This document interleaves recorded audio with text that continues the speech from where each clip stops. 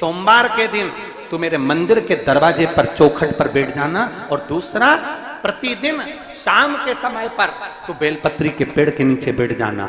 जो तेरी बेल वृक्ष के नीचे सेवा करने आए, जो शंकर जी के मंदिर में सोमवार को जल चढ़ाने आए, उसका जो पात्र जल चढ़ाकर जब वो घर लेकर जाए, उसके पीछे पीछे, पात्र के पीछे पीछे तू जाना, और उसके घर में लक्ष्मी का भंडार भरकर आए। लक्ष्मी बेलपत्र के वृक्ष के नीचे तू विराजमान हो जा। उस बेलपत्र के वृक्ष के नीचे जो बुआरी लगाए, सेवा करे, चाकरी करे, एक बेटी को जैसे बड़ा करते हैं वैसे बेलपत्री के वृक्ष को जो बड़ा करे, बेलपत्री के वृक्ष का जो पालन करे, पोषण करे, उसकी संभाल करे, उस बेलपत्री के वृक्ष को जैसे जैसे वो उन्नति करे, वैसे वैसे उसके घर में समृद्धि बढ़ते जाए। उस जिसका खुद का मकान नहीं हो, खुद का मकान नहीं हो, किराए के मकान में रहते रहते जिंदगी बीत रही हो, खुद का नहीं, और बहुत दुख का जीवन चल रहा हो, बहुत कष्ट का जीवन, बहुत अपना खुद का कोई मकान नहीं, मान लो प्लाट है पर मकान बन नहीं रहा, या कोई प्रॉपर्टी अपनी नहीं बन रही, तो हम इस व्यासपीठ से कहना चाहेंगे कि एक प्रयोग अवश्य करिएगा, एक प्रयोग अवश्य। अपने आसपास के 5-6 बेलपत्र के वृक्ष देख लीजिए, अपने आसपास के नजदीक के 5-6 बेलपत्र के बड़े बड़े वृक्ष देख लो, या छोटे वृक्ष देख लो।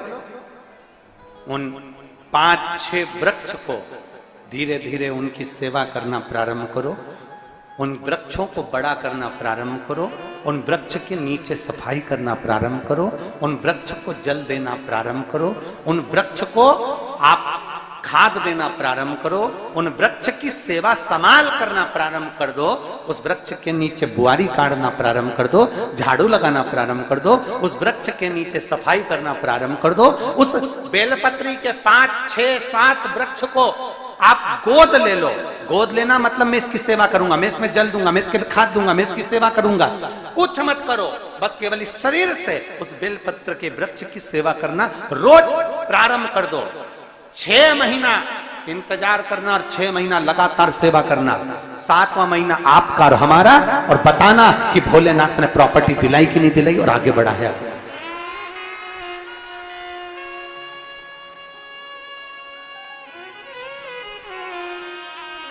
एक बेलपत्र का वृक्ष जिसके नीचे माता लक्ष्मी विराजमान होती है, एक बेलपत्र के वृक्ष के नीचे लक्ष्मी रहती है।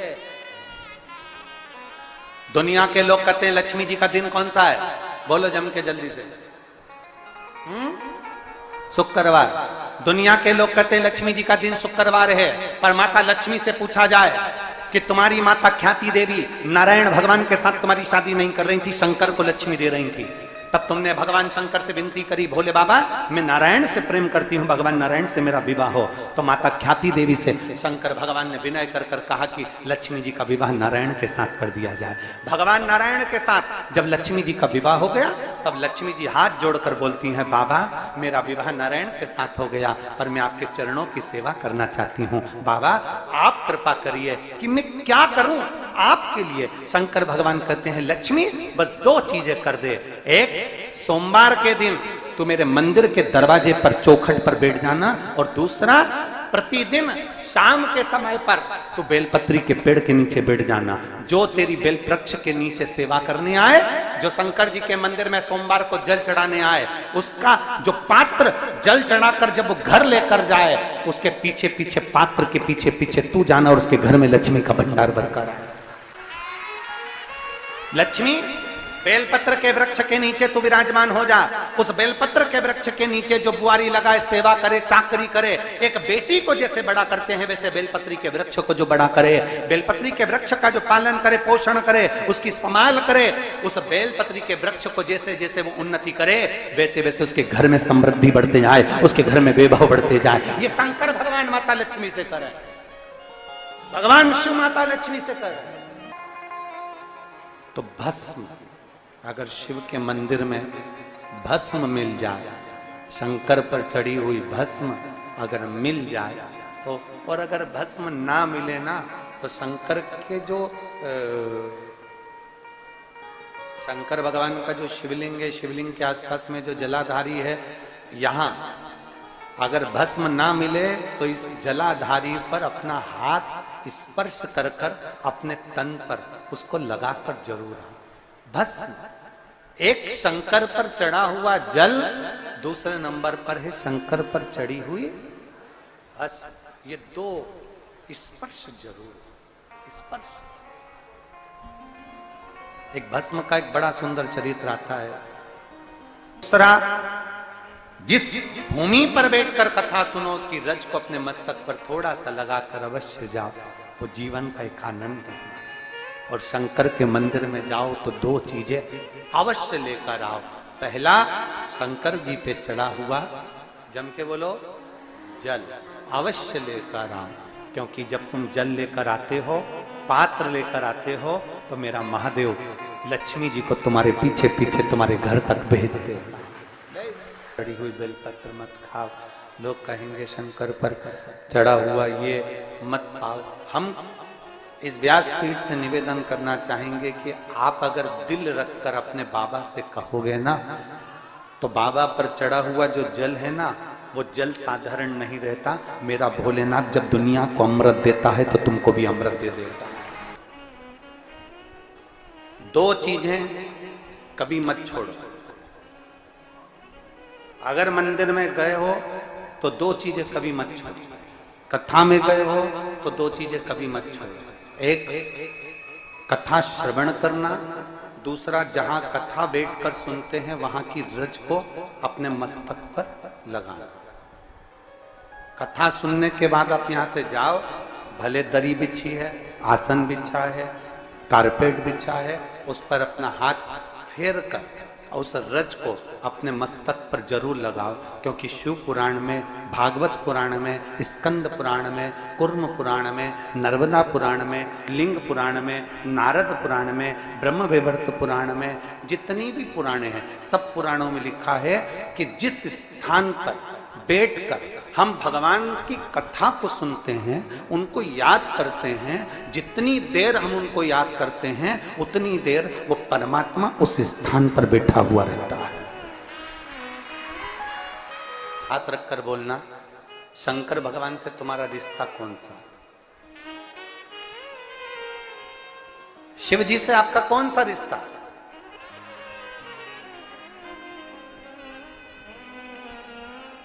शंकर भगवान को आप क्या मानते हो?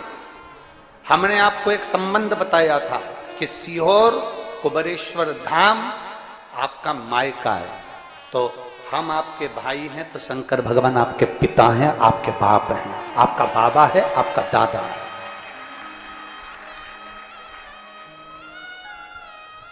अब आपसे हम प्रश्न करें, उत्तर मेरी कुरुत की बहनें भी देंगी और मेरे जीजा उन भी देंगे और मेरी बेटियां और मेरे बेटे देंगे।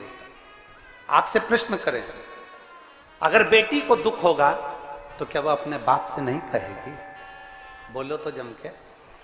बेटी को तकलीफ है वो अपने बाप से ना कहेगी। बेटे को तकलीफ है तो वो अपने पिता से, अपनी मां से नहीं कहेगा, मम्मी मुझे ये तकलीफ है, पापा मुझे ये दुख है, मां मुझे ये तकलीफ है, पिताजी मुझे ये कष्ट है।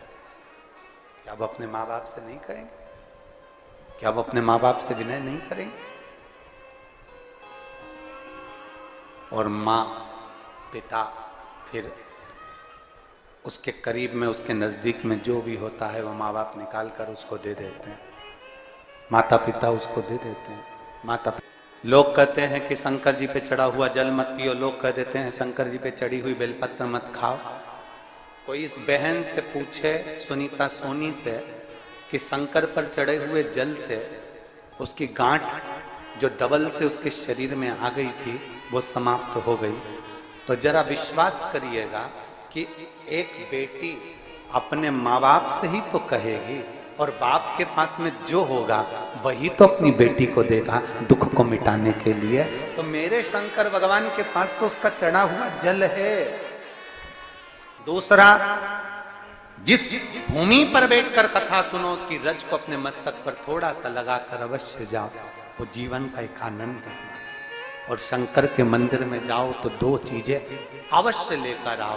पहला, शंकर जी पे चढ़ा हुआ जम के बोलो, जल अवश्य लेकर आओ, क्योंकि जब तुम जल लेकर आते हो, पात्र लेकर आते हो, तो मेरा महादेव लक्ष्मी जी को तुम्हारे पीछे पीछे तुम्हारे घर तक भेज देगा। 2 चीजें लेकर अवश्य आओ, और शिव पुराण में जाओ तो 2 चीजें लेकर अवश्य जाओ। पहले नंबर पर शंकर की कथा और अपने अंदर विश्वास कि मेरे महादेव की मैंने कथा सुनी है, अब मैं भटकूंगी नहीं, सारी दुनिया में मैंने ठोकर खा ली, अब कहीं ठोकर नहीं खाऊंगी, अब तो दरवाजे पर महादेव के जाऊंगी, बाकी की कहीं।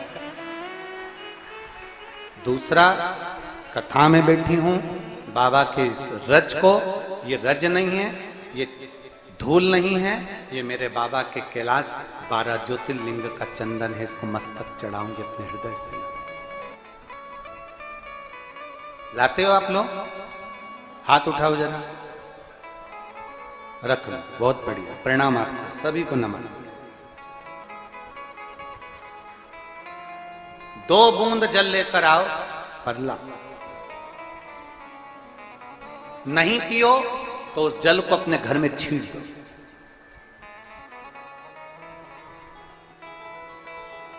नहीं पी सकते, उस जल को छींट दो। सारे घर के लोग नहीं पी रहे, उस जल को मटके में डाल दो, हंडे में डाल दो। 2 बूंद जल हंडे में डाला, सब पी गई। आपको अलग अलग किसी को देने की जरूरत नहीं पड़ी, किसी को नहीं। हंडे में डाल दो, मटके में डाल दो, सब उस पानी को पीना राम।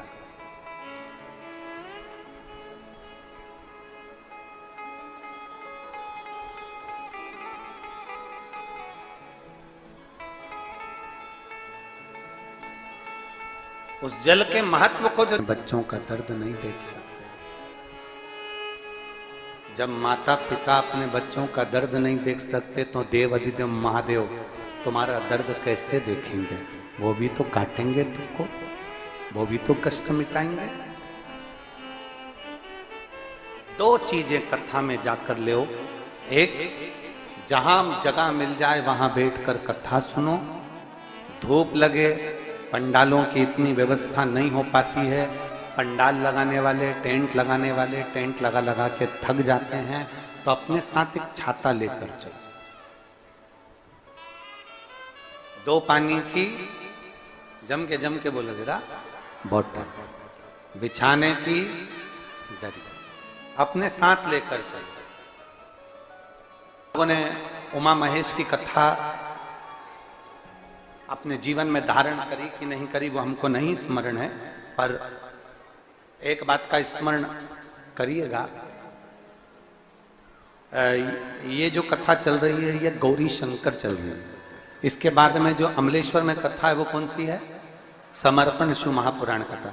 उस समर्पण शिव महापुराण की कथा जब 2 तारीख को विराम हो जाएगी, तब उसके बाद में जो कथा 6 जून को प्रारंभ होगी सोलापुर महाराष्ट्र में, उस कथा का नाम रहेगा उमा महेश शिव महापुराण की कथा। उसको जरूर सुनो। सोलापुर में जो 6 जून से कथा होगी उसका नाम उमा महेश शिव महापुराण, उसको सुनना, श्रवण करना, उसको धारण करना है। उसमें इतने प्रश्न माता उमा ने भगवान महेश से करे हैं, और महेश भगवान शंकर उसका हर प्रश्न का उत्तर दे रहा है। भगवान महेश भगवान शंकर हर प्रश्न का। बाबा बोले माता उमा ने भगवान शिव जी से, महेश भगवान से, भगवान शंकर से करेंगे, बाबा भोलेनाथ जी बताओ, संसार में जन्म लेने वाले व्यक्ति के जीवन में उसके भाग्य में अगर सुख नहीं है, उसके भाग्य में खुशियां नहीं है, उसके भाग्य में कोई अच्छा है ही नहीं, तो वो जीव क्या करेगा? वो जीव क्या करेगा?